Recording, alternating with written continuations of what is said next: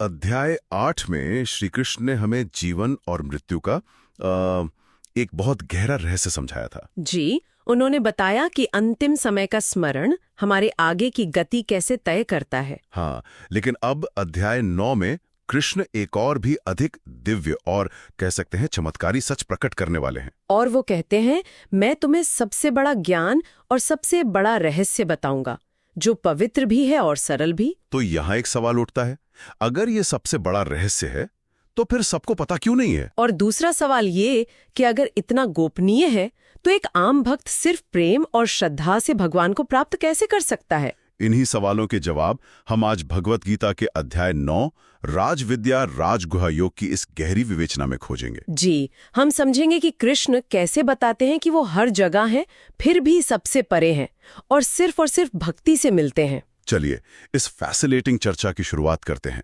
भगवान अर्जुन से कहते हैं कि वो उन्हें एक ऐसा ज्ञान देंगे जो गुह्यतमम है, सबसे गोपनीय। हाँ, और इसे जानने के बाद कहते हैं सारे दुखों से मुक्ति मिल जाएगी। लेकिन वो ज्ञान देने से पहले एक शर्त रखते हैं ना? बिल्कुल।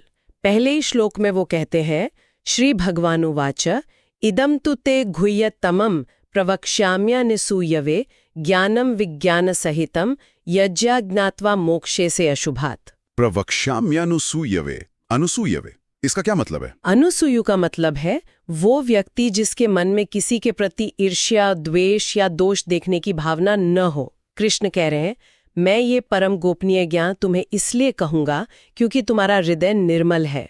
ये तो कमाल की बात है। मतलब ज्ञान पाने के लिए योग्यता से पहले मन की शुद्धता जरूरी है। आपने एकदम सही पकड़ा। जैसे गंदे बर्तन में अमृत भी विष बन जाता है, वैसे ही असूया वाले मन में, मतलब ईर्ष्या वाले मन में ज्ञान टिकता नहीं। अच्छा, तो फिर इस ज्ञान को सभी विद्याओं का राजा यानी राजविद्या क्यों कहा गया है? देखिए, दूसरे श्लोक में कृष्ण इसकी कई विशेषताएं बताते हैं। राजविद्या राजगुह्यम पवित्रमिदुत्तमम प्रत्यक्षावगमम धर्म्यम सुसुखम कर्तुम अव्ययम। इसमें दो बातें मुझे बहुत आकर्षित कर रही हैं। एक तो प्रत्यक्षावगमम, मतलब इसका फल तुरंत अनुभव होता है। हाँ, ये कोई मरने के बाद मिलने वाला वादा नहीं है। शांति और आनंद का अनुभव आपको इसी जीवन में भक्ति करते हुए ही होने लगता है। और दूसरी, जो शायद सबसे जरूरी है, वो है सुसुखम कर्तुम, यानी इसे करने में बड़ा सुख है। बिल्कुल। दुनिया के काम आपको तनाव देते हैं, पर भक्ति, कीर्तन, सेवा ये सब आपको ऊर्जा और आनंद से भर देते हैं।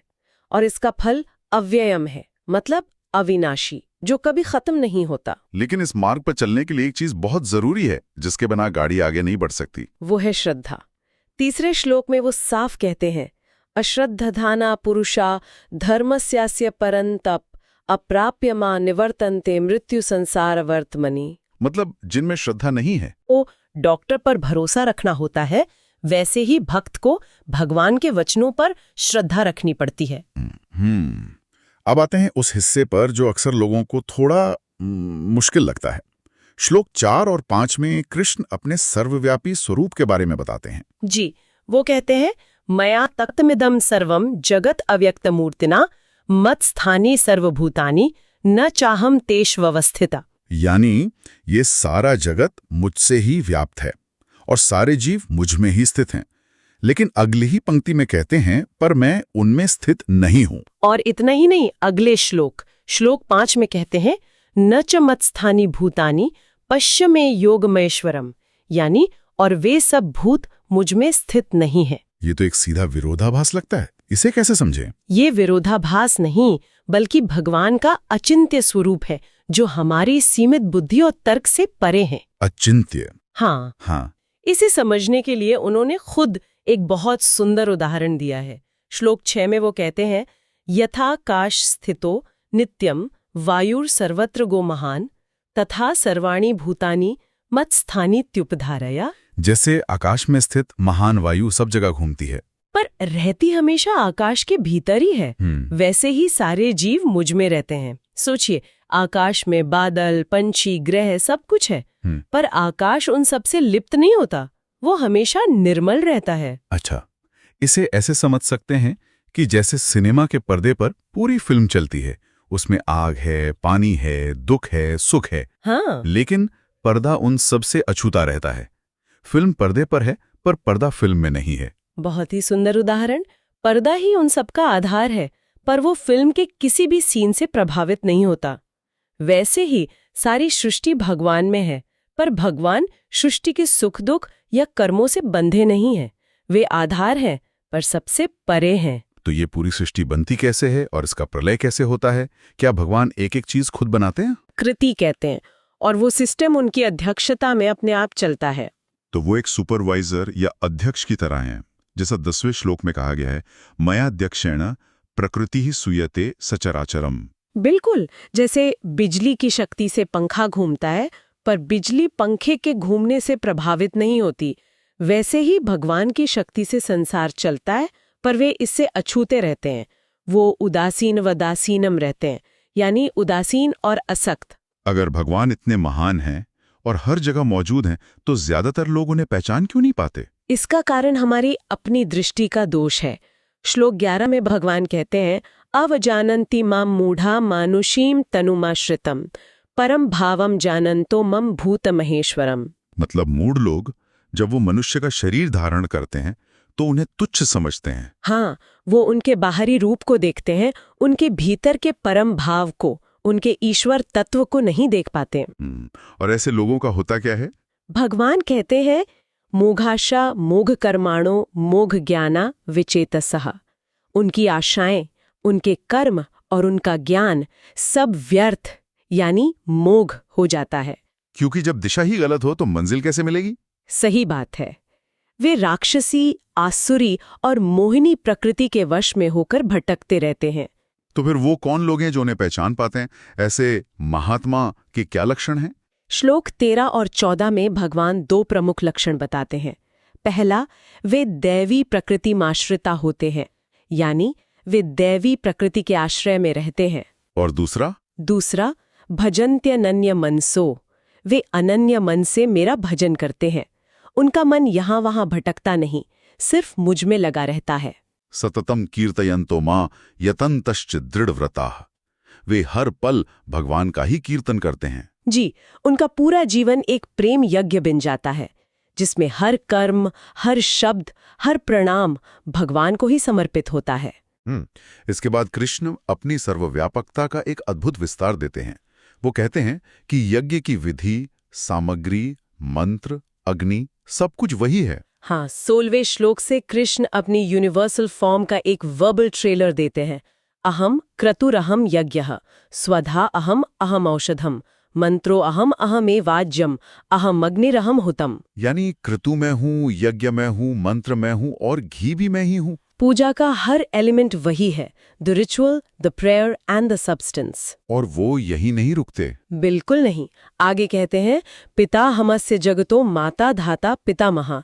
इस जगत का पिता, माता, पालन करने वाला और दादा भी मैं ही हूँ। गतिर्भर्ता प्रभुर साक्षीर निवासा शरणम सुहृत। मैं ही सबकी मंजिल, स्वामी, साक्षी, घर, शरण देने वाला और सबसे प्रिय मित्र हूँ। वाह!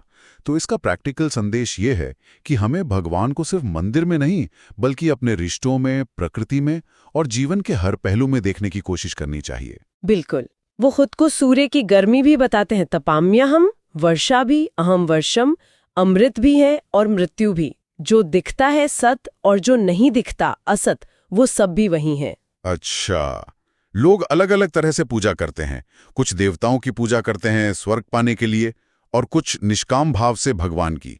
इन दोनों में क्या अंतर है? इसमें जमीन आसमान का अंतर है। जो सकाम भाव से देवताओं की पूजा करके स्वर्ग चाहते हैं, वे अपने पुण्य कर्मों के फल से स्वर्ग तो जाते हैं, लेकिन श्लोक 21 कहता है, क्षीणे पुण्य मर्त्य लोकम विशंति। जैसे ही पुण्य का बैलेंस खत्म होता है, उन्हें वापस मृत्यु लोक में आना पड़ता है। ये कॉस्मिक फिक्स डिपॉजिट की तरह है। जब तक बैलेंस है आप एंजॉय करते हैं, बैलेंस खत्म तो आप वापस वहीं आ जाते हैं। ये तो एक टेम्पररी सोल्यूशन हुआ। तो फिर परमानेंट सोल्यूशन क्या है? परमानेंट सोल्यूशन है निष्काम भक्ति।